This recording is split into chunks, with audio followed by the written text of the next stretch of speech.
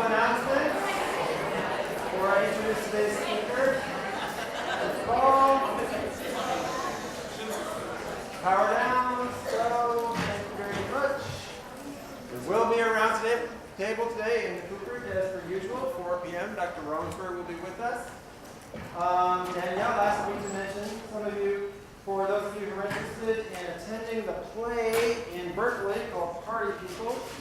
The time was listed on our fall event sheet as 10 a.m. It's actually 9:30 a.m. And lunch will be provided in Berkeley. Did I get that right, Danielle? Are there any other major announcements, Danielle, that you know? Okay.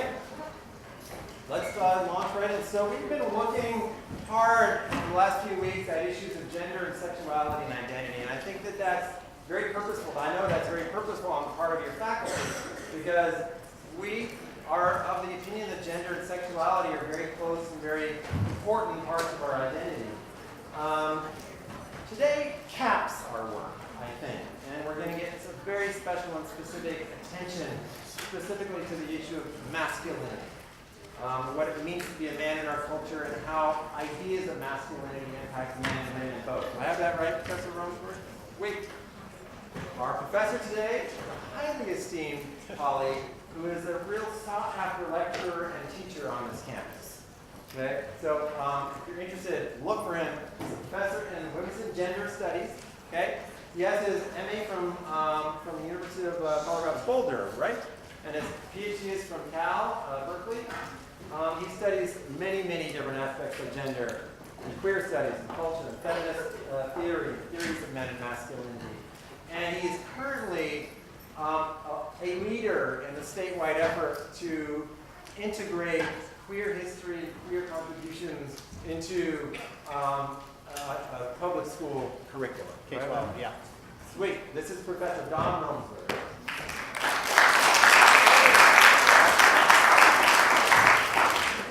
Okay, is this on? Did I do it right? Can you hear me through the speaker thingy? No. Can we try It's on again? now. I hear it. Now? Okay, good. All right. So we're going to be talking about a number of things today. A lot of times when we think about gender in general, and when we think about gender particularly through the lens of feminism or women's and gender studies, the first thing we think about obviously is women. And we tend to think about women as the gendered humans and men as kind of the default of the category of what it means to be a human. There's really simplistic ways to think about this, right? When we think about a default category for how we're going to describe someone if we don't know their gender, we may use they, we may use him or her, but oftentimes we just revert to him, right? And there are all sorts of ways that man as the neutral category of gender has been explained by many different people. Simone de Beauvoir, who talks about women as the second sex, and onward from there as sort of women as a subordinate class of gender to patriarchy that dominates our society. That is, a society that bestows privilege upon those who are designated as men and oppresses or in some way subordinates those who are designated as women. And the corollary to that being that those who are marked as masculine are given greater privilege than those that are marked as feminine. So that's just a really sort of blunt introduction to how we're going to think about gender in relationship to masculinity. Because one thing that masculinity studies has really done is to go away from just talking about masculinity as a form of privilege and to really explore what masculinity does in terms of gender for everybody in different ways. So that's what we're going to be looking at today. Should we turn the lights down? This seems not easy to see. Can you see it easily? No. Okay. Can we turn the lights down somehow? Unfortunately, Don, it's either on or off. It's either on or off. Yeah. This is a well-designed facility. Okay. I think I want them off.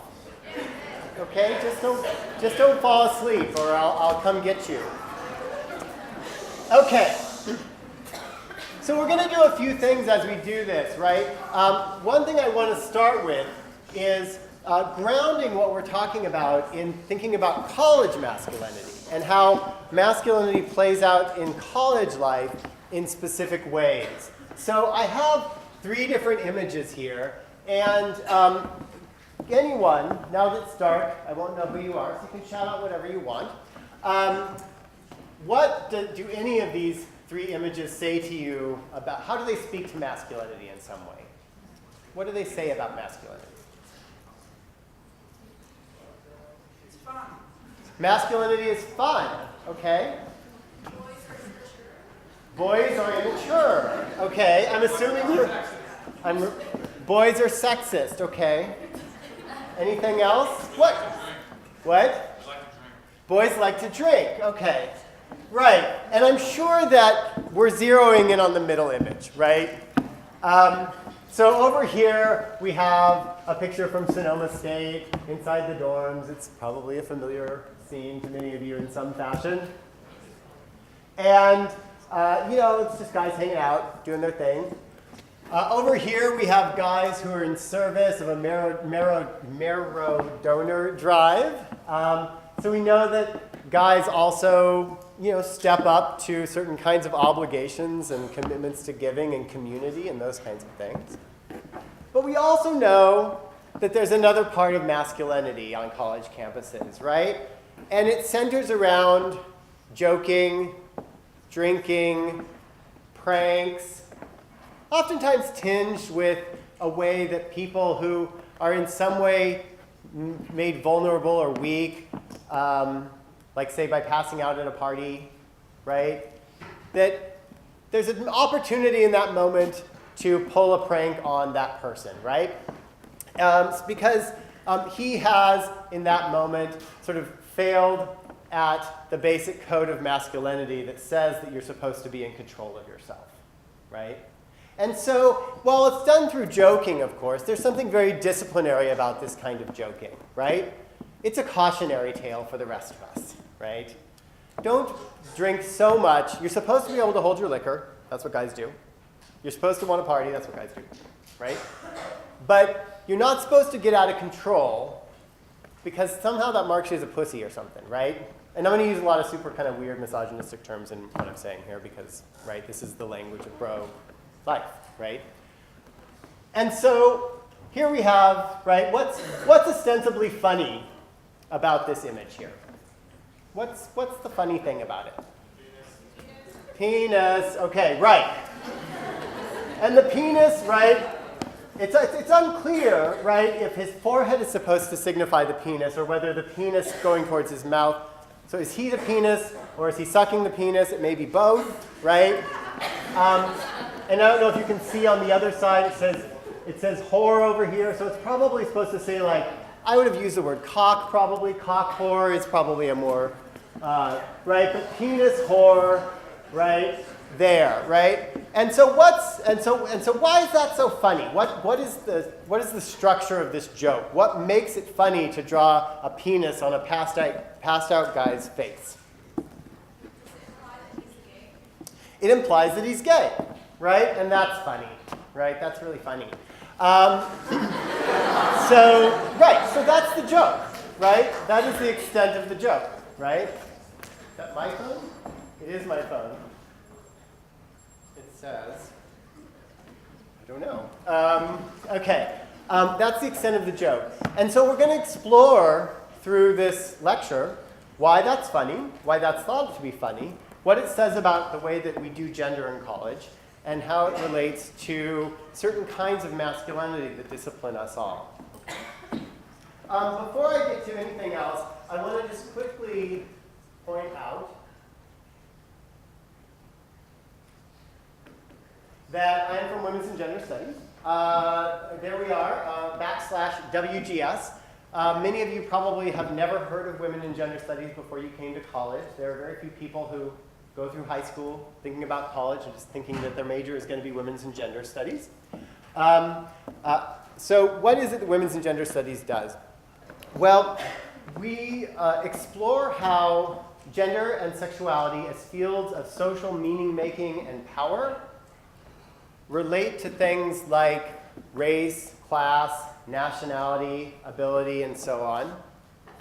And we think about how those connections saturate the meanings of everything from our innermost psychic senses of self to the broadest structures and institutions of our society.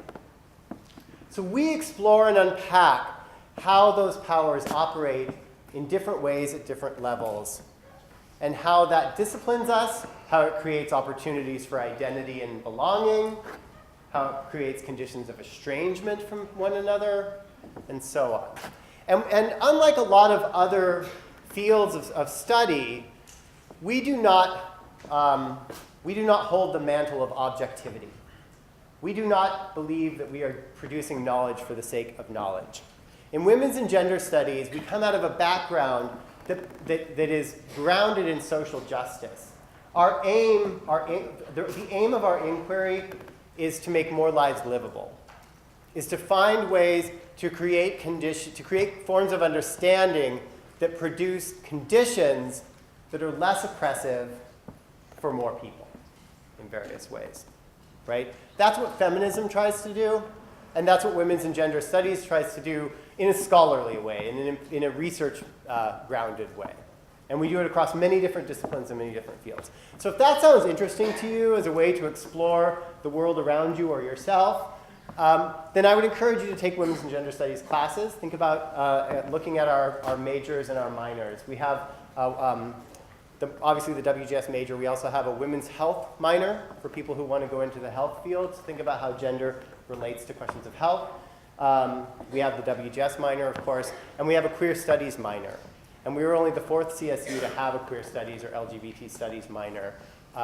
And when your parents inevitably ask, what do you do with that degree? You can say that people in WGS tend to get very well placed into law school. They get well placed into social work, counseling, education kinds of advanced degree programs. A lot of people go into nonprofit work. And we even have people who are just straight up capitalists who have been able to take what they know about social diversity and this kind of cultural competency that they understand about the world around gender and sexuality, and they can use it in things like social marketing, for example. So there's all sorts of things that people do quite successfully with this degree beyond just learn how awesome it is.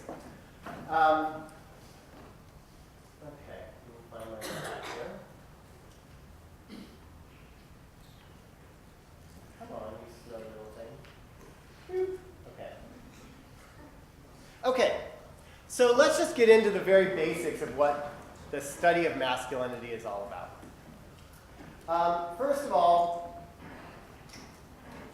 you have to understand that when we think about gender, it's not something that we have, it's something that we do.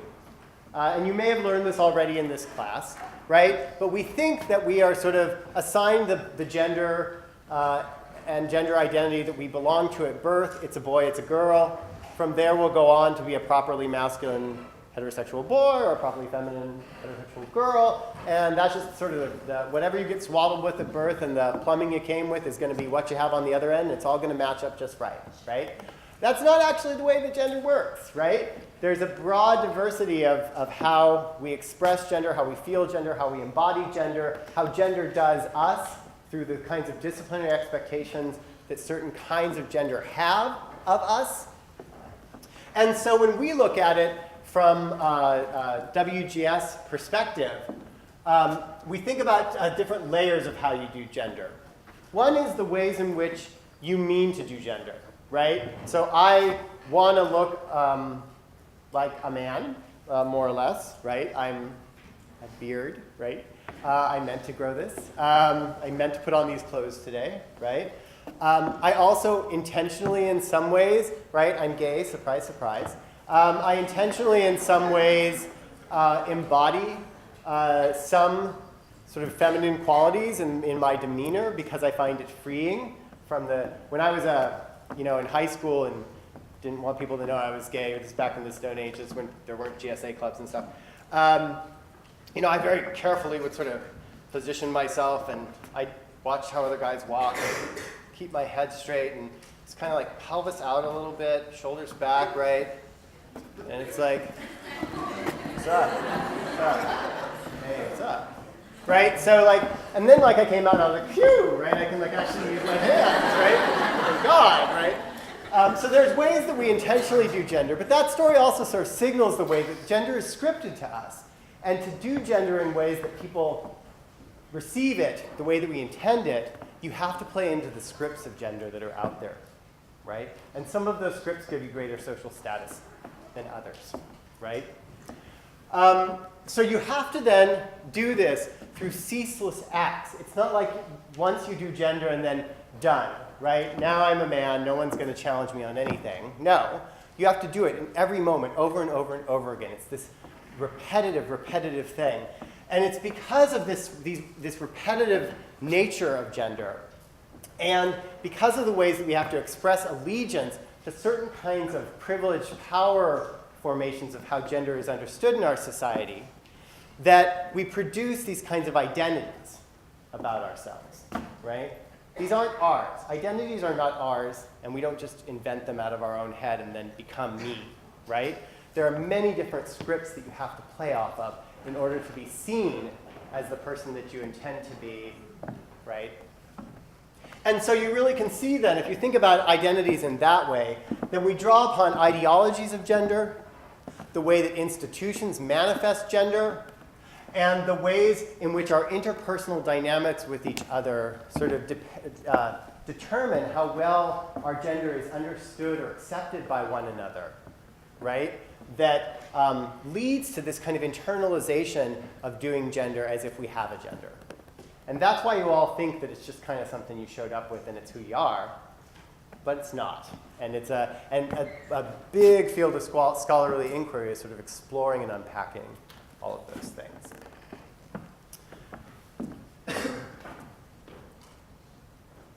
So masculinity, in this understanding of it, is culturally contingent.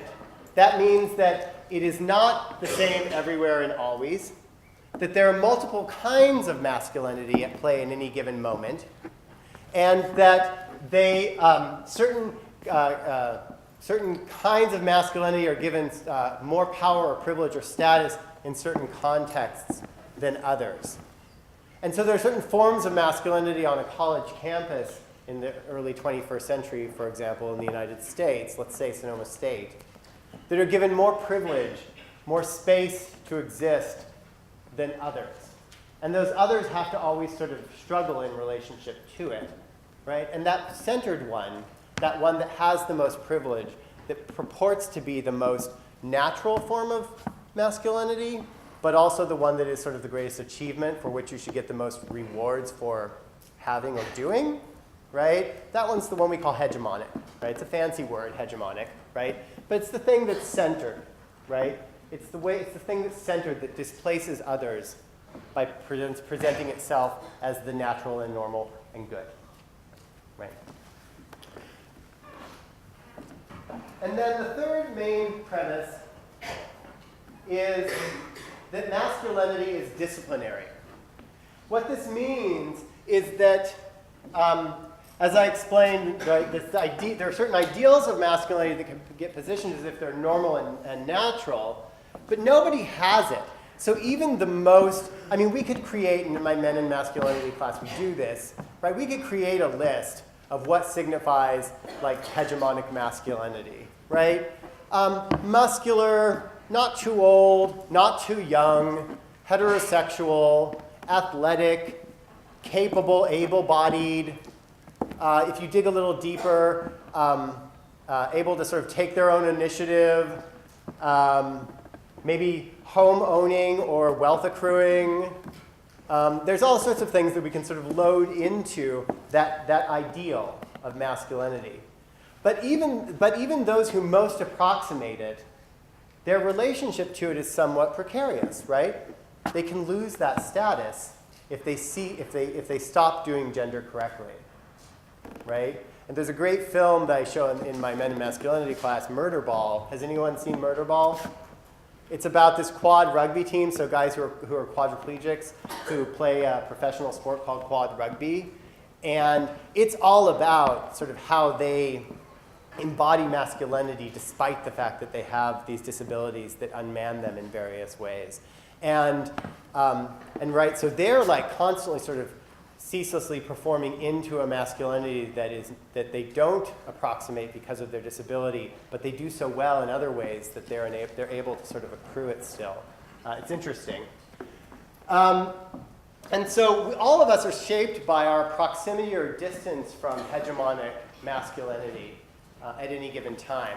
And so we respond to that in various ways.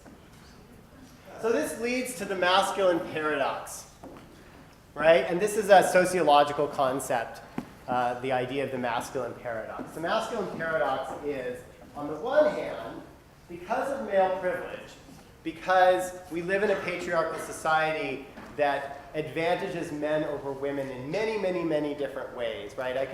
I know there will be people who are like, that's not true, or that used to be true, that's not true anymore. I can rattle off all the ways in which it happens, right?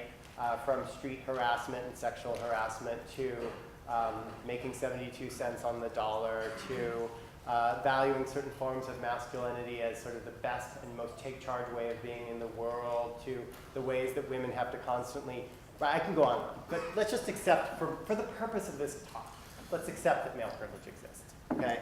So if male privilege exists, then men as a group are powerful, right?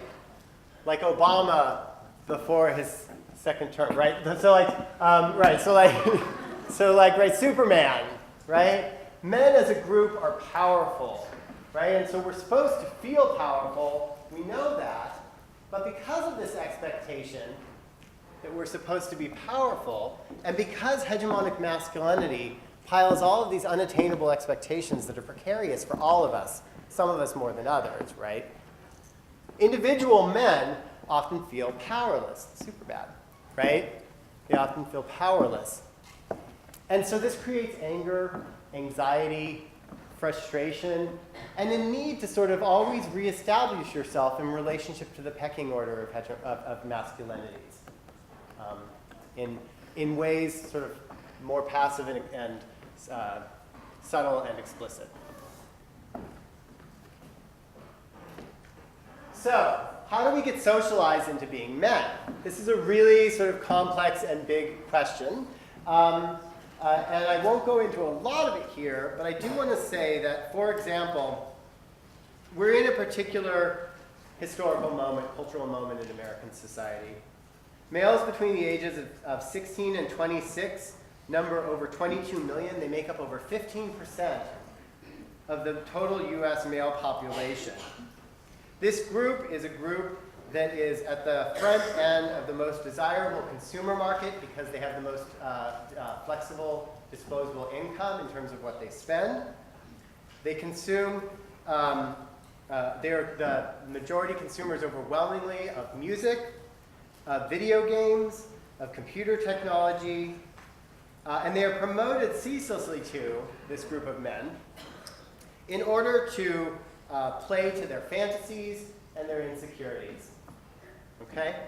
And so if you think about sort of how you come into college as guys, or as girls in relationship to guys, right? You have these sort of gender socialization things that you learn in high school, middle school, from your family, from your community, from your faith community, and so on.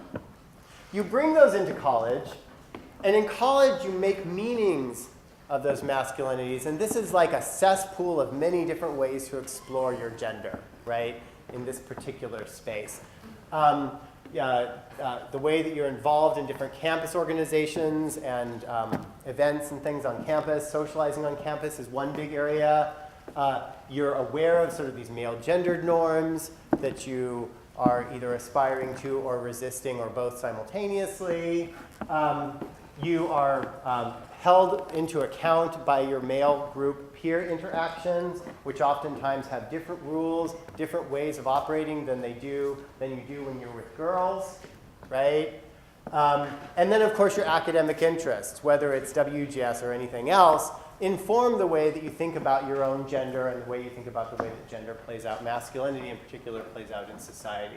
So I like this little graph because it just kind of shows that there's diverse kinds of things happening on campus that are constantly pushing at this privileged space of hegemonic masculinity, yet we still live within a patriarchal society overall, and there's ways in which we are competitive around our gender status, whether we think we're competing or not in college, and there's this kind of sorting out process that happens in college. So I'm going to skip past this one, but there's some interesting work by a psychologist named Jeffrey Arnett who talks about how in your generation in particular, a new life stage has emerged between adolescence and maturity, and it's called emerging adulthood. When you don't quite have the trappings of adulthood, you're accruing greater debt, you don't have the status of being a mature adult, you're often still very dependent on your parents, but you have a great deal more freedom than adolescents in high school do. And rather than calling it post-adolescent or prolonged adolescence, he calls it emerging adulthood. And that for boys in particular, for guys in particular, there are ways that college is a place of rehearsing the kinds of masculinity that they're going to aspire to or have as they move beyond college. So masculine socialization teaches boys to internalize an imperative to succeed at doing gender in alignment with sort of normative or hegemonic kinds of masculinity, right? You're socialized to try to do this. My walking in high school, right, was part of that, right? And also there's another important part to gender or masculine socialization, which is that you're supposed to engage in disciplinary activities against other guys or girls who in some way transgress these gender codes that we're supposed to be expressing allegiance to. What do I mean by that? Let me give you an example here.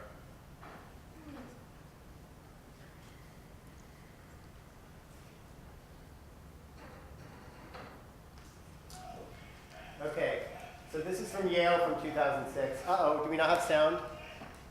Shoot.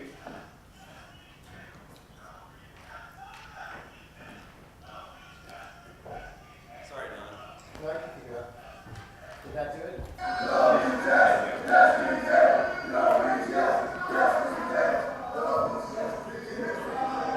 Okay, so those were some fraternity brothers at Yale. What were they shouting? No means yes, yes means anal. Why would they shout that? Yeah, no means yes, yes means anal. Why would they shout that as they walked across the campus? What does that do? Why would they do that? Okay, they're pledges, right? So they're made to do it. Okay. But what is this? What are they saying when they say that? Beyond just the literal, right? The literal meaning of it. What are they saying when they say no mean? What are they saying to each other and to the people who are within earshot of it when they are shouting as a large group of men walking across a campus, no means yes, yes means anal? What are they saying? What's the message there? Okay, first of all, it's rape is not serious. We should make fun of it. Rape culture, which they would not call it rape culture, but right, the culture that says that rape is somehow centered as tolerable in our society and is overblown as a concern. It says we as men are free from that accusation, and we mock the accusation by making fun of it. Okay, that's one thing that happens in it. What else are they? What other message are they conveying there? They're in control, right? So if you think about the subject, right, or the object, I should say, of that phrase, it's implied to be it's implied to be a female, right? They wouldn't be saying anal. They're not referring to gay sex there, right? That would bestow masculine cultural capital on them, right? So they are saying women don't have a voice in whether or not we have sex with them. All they can possibly control is which orifice it goes into. Ha ha ha ha ha, right? It's so funny, I know. and that's an example there of how they are enacting this disciplinary way of policing the centrality of their male privilege or of this normative kind of masculinity as a prerogative. And when someone calls them out, they can be like, hey, I'm joking, and you're taking that too seriously, right? Because that's a really powerful form of male privilege, is joking. And there's actually sociology about how how joking is and being able to take a joke is a really important part of establishing your proximity to hegemonic masculinity. If you can't joke and can't take a joke, it's a failing on your part, right? Like you think too much like a girl, or you are a girl, right? Or you're crazy, or whatever, right? Okay, so subordinated masculinities then are the masculinities that get marked by their failure to approximate hegemonic or dominant masculinity, right? Those are called subordinated masculinities in masculinity studies, right? Under. And there's all sorts of them, right? Men of color, gay men, disabled men, old men, children, right? You can come up with many, many different kinds of subordinate. Female masculinity, right? Women who have a masculine way of being, right? Trans masculinities, transgender masculinities. And the thing about subordinated masculinities is they produce in high school and after, well, middle school, high school, and after, they produce something sociologist C.J. Pascoe calls the fag discourse. And what that is she was sort of, as a good sociologist, she was sort of saying, why is this whole like, dude, you're such a fag, or don't be such a fag, or that's so gay? Why is that so prevalent in middle school and high school? And so she goes to a Central Valley high school, she spends a bunch of time there, and she comes up with some real interesting understandings. This book won tons of awards. It was really a great book in terms of sociology in the mid 2005, I think it was, maybe 2006. Anyway, where she says, generally, the whole fag gay thing is not used in high school against people who are actually thought to be attracted to people of the same sex. Generally, it's used as a way of policing other boys to get back in line with normative or hegemonic masculine expectations. So for example, if you like sushi, you might be a fag, right? Or if you drop your tool in wood shop, you might be a fag.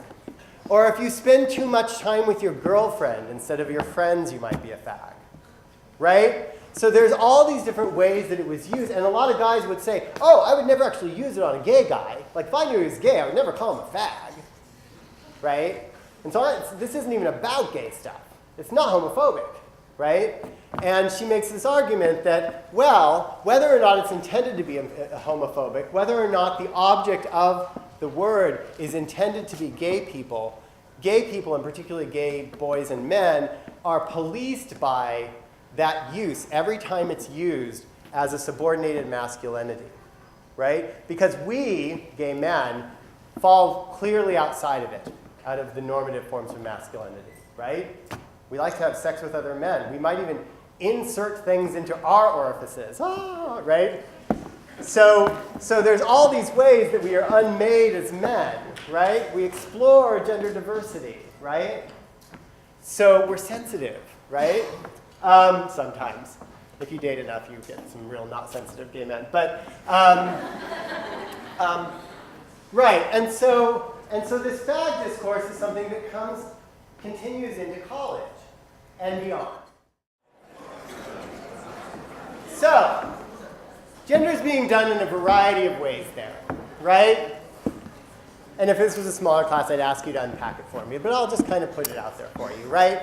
So, first of all, there's a collective group of men who are trying to express their proximity to hegemonic masculinity and their allegiance to it by calling out another, someone who's, right, rooting for the other team and happens to be sitting in their section, as gay, right? That guy's not gay, right? That's not the purpose of this, right? But they do it by marking it through some very specific indicators, right, that explicitly align their privilege in terms and to invoke homophobia anytime they want, right? They are obsessed with the notion that gay means sucking dick, and that there's sperm on the guy's chin, and then of course there's like this AIDS thing that looms over it, right? Get away from me, you have a disease, right? The disease that they're marking here is of course AIDS, but the disease that they're marking here is failure to approximate hegemonic masculinity. They're disciplining the other person outside of that space, right? And if he wants to take it, if he wants to protect himself from that permanently fixing to him, that subordinated position, then he has to be able to take it, right? So he just kind of smiles. The smile fades as the song goes on and on and on, right? Never mind the fact that YMCA is totally a gay song, and it's from the YMCA, from the Village People, who were totally a gay group from the disco era, and it's about having sex with, getting to have sex with men and belong to other gay men at YMCAs, and that it's played all the time in these really heteronormative spaces like sports events, and then they understood that there was that subtext there, so they made it explicit and made it homophobic. Never mind that part of it, right?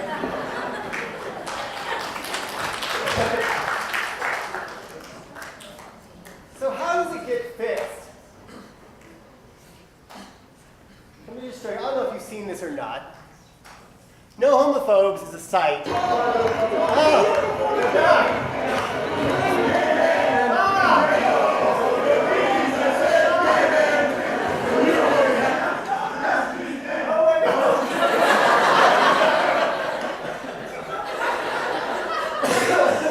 like my worst nightmare.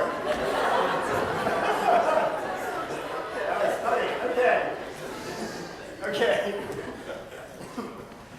Oh my goodness. Okay. So, No Homophobes looks at Twitter and searches all of Twitter for the number of times that a certain word has been used that day. That's all it does. And it tracks it over and over again.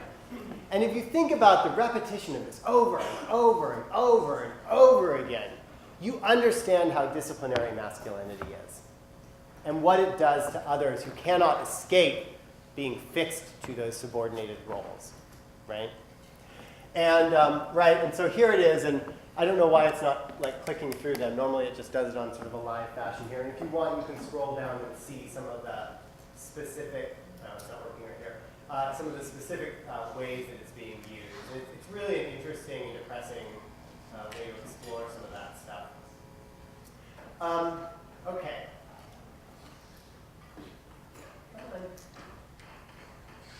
Okay, so I've talked about this, and I'm just going to put them out here.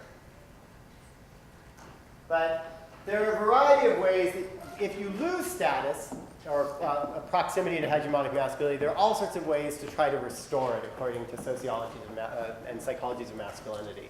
Enacting violence against other men or women can do it. This joking thing I've talked about can do it. Sex, particularly heterosexual sex, right? Or the pursuit of sex can do it. Drinking can do it, although that's an ironic one because as our friend at the beginning found out, right? If you do it too much, you're unmade by it. And then this idea that you're constantly fighting for your honor. That your honor is something that's always imperiled and you must always be on guard to protect. Your honor, the honor of those around you.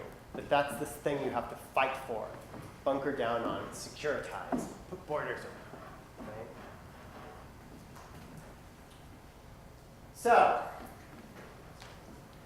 what does this mean for college life at a place like Sonoma State, where most of the, where the majority of people here are, right, students here are women? Well, you'd think in a majority women environment that male privilege wouldn't exist and that hegemonic masculinity would splinter apart with all of the value, with all of the different kinds of diverse ways of doing gender that exist on our college campus. No, right? That's not actually what happens because in some, there's a lot of college campuses like this around the country, and there's an argument that's made by one of the most foremost sociologists of masculinity, Michael Kimmel, who wrote a book called Guyland, all about this. He says that because guys are more sought after and in competition among the girls in these kinds of environments, their bad behavior gets more sort of flexibility. There's more of a leash on the bad behavior there's longer leash on the bad behavior because of their relative scarcity. So the dynamics of sort of Guyland that he talks about, right, this ethos of bros before hoes, right, which is very much like masculine normative guys against girls as sex objects, right? If you ever say that, that's what that means, right? Whether you mean for it to or not. So this entitlement that guys have to belong to a place of male privilege is part of it.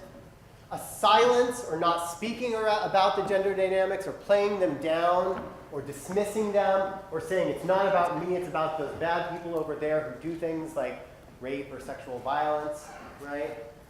And protection of those around you, those guys around you, against accusations that they may somehow be complicit in male domination or male privilege or the subordination of others. So guys reaffirm belonging within an allegiance to this Guyland that Kimmel describes by doing gender in homosocial groups. Homosocial doesn't mean, right, homosexual. Homosocial means guys with guys or girls with girls. Right? So it's reaffirmed in those spaces. These groups may or may not include women as objects of the men's mutual affection, and I'll get to what that means here in a second. I think for the sake of time, I'll skip over it. If you type in bromance on YouTube, there's a really funny little YouTube clip about bromance and like the tension of guys in terms of affection for one another. So what are some of the things that we are fed that reaffirm our notion of, I'll finish in like a couple of minutes here, that reaffirm our notions here of hegemonic masculinity as a part of Guyland, of bro culture? One is this constant way that guys are fed this pimp fantasy. The way that we are empowered is by flashy material objects or by having a lot of ladies, hoes around us, or by sort of the powerful sort of Call of Duty kinds of ways of being. Collectively, I'm going to skip through these. Okay. Collectively engaging in girl watching or girl hunting. I don't mean, right? I mean going out on the prowl to be somebody's wingman and la-di-la-di-la, all that stuff, right? And I'll let you guys put this slideshow up for your class, but there's the girl watching, girl hunting one is the one I just found today. There's a woman who's like in her early 20s, who's attractive, who dresses very plainly and walks for 2 hours through the streets of New York to show how many times she gets catcalled. And it's like 100 times in 2 hours, right? And it just shows this thing that for many men, they don't ever see it, and they don't imagine that this happens. But many girls experience this kind of street harassment all the time. Okay, so what do?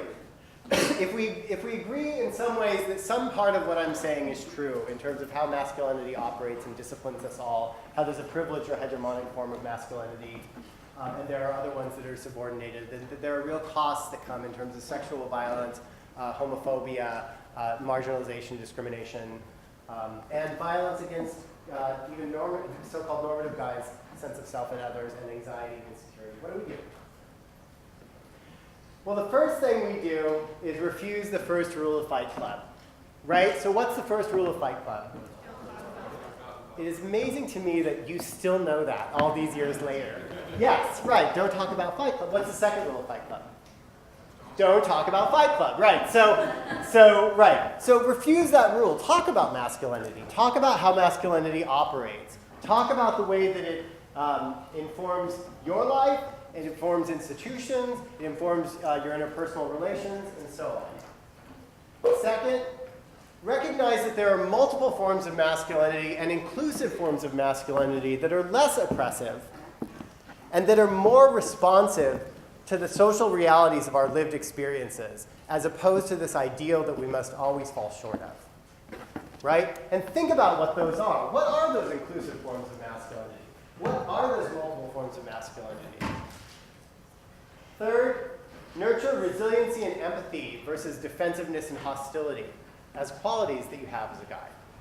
Right? Fourth, Cultivate friendships, heterosocial and homosocial, not bands of brother that must stand together in the cone of silence and protect one another, rose before hose style. Fifth, develop dialogues. Now I was going to click through to this, but I will just tell you that the hub here on campus is having men and masculinity groups to talk about the ways that men can think about questions of social justice and belonging on campus. And I'm trying to remember. Oh, yes. And they are on November 3rd and November 17th from 6 to 7:15 in the hub. So start those dialogues, have those dialogues, because what we've learned through the study of guys on campus is that if guys make collective and invested efforts in thinking about gender and exploring its relationship to privilege, to exploitation, to marginalization, to belonging, to justice, that guys are enthusiastic about participating in that. But oftentimes they're not brought into the conversation, or they feel intimidated to be a part of the conversation for a variety of reasons. And then finally, capitalize on those teachable moments.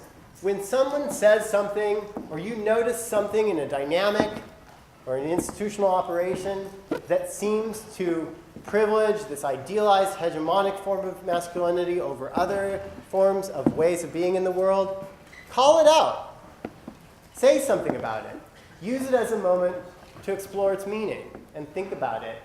And that's one of the ways that we can create, as I said at the beginning of class, what WGS tries to do, create conditions that make more lives livable for all of us, including those who most closely approximate hegemonic masculinity. Okay? So, thanks.